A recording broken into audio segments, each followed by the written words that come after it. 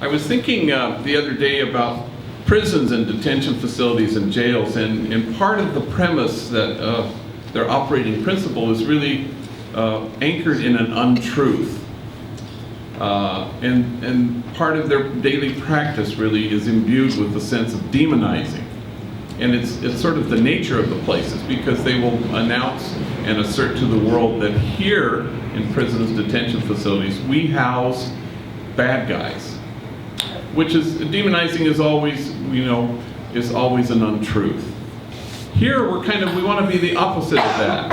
Here at Homeboy Industries, what we seek really is what Martin Luther King used to call the beloved community. What we try to create here is, in the Japanese culture, they talk about amai, A-M-A-I, and it means a place that when you enter it, you feel cherished.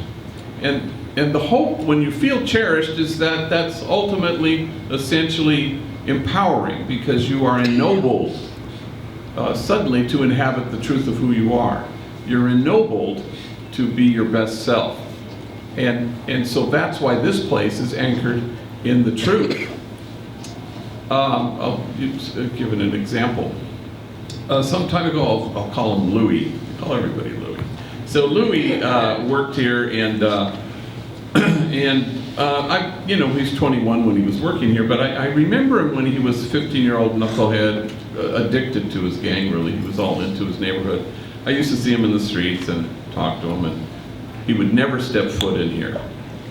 And then, of course, I knew him in juvenile hall and probation camp, and eventually went to prison, and I would see him in most of those places. And then he got out, and one day he finally stepped in here. So they say in recovery it takes what it takes, and the same thing is true here. It can be the birth of a son, the death of a friend, a long stretch in prison. It can be a lot of things. It takes what it takes for somebody to walk into this community. And then the hope is once they come here, they have a palpable, profound experience of being cherished. And that leads to some empowering and ennobling moment. So he was here about 6 months, and he came into my office, and he wanted to tell me something that had happened the night before. And he said, what happened to me has never happened to me before in my whole life. So he says that after work he grabbed the train on Chinatown Station heading east to his home. And it was a packed train, but he was able to get a seat. And the people were standing right in front of him, holding onto the pole, was a medio, a little bit drunk homie. He said homie because it was an older guy, but he could see the tattoos. He didn't know who he was. And he was standing right in front of where Louis was seated. And Louis is wearing a t-shirt, huge t-shirt that says Homeboy Industries, Jobs Not Jails. And the guy hanging on the pole says, hey, you work there? And Louis doesn't know, should I engage this guy? Will this be provocation or whatever? And he nods. And the guy says, is it any good? And Louis shrugs and says, well, it's helped me. In fact, I'm never going to go back to prison because of this place. Then Louis stands and right in front of the guy, and he fishes into his pocket and he finds a little blank piece of white paper and a pen, and he starts to write the address of Homeboy Industries. And when he's telling me this story, he says, I couldn't believe I knew it by heart. So he finishes writing the address, he hands it to the guy, and Louis says, come over and see us, we'll help you. And the guy studies the paper, and he says, thank you.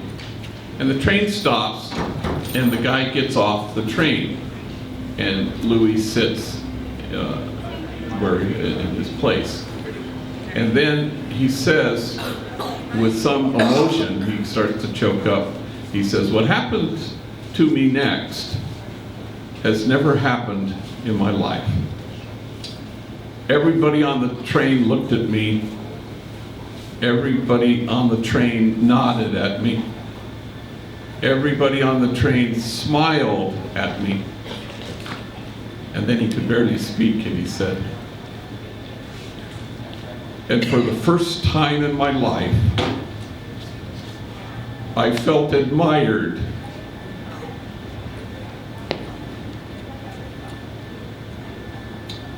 And so we enter this place, and we always try to anchor ourselves in the truth, which is the opposite of demonizing. In the truth that welcomes people into a beloved community, into a place where once you enter it, you feel cherished. Once you feel cherished, you feel empowered and ennobled, and suddenly you inhabit the truth of who you are. And you want to be your best self.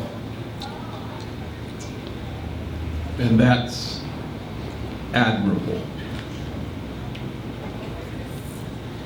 Amen.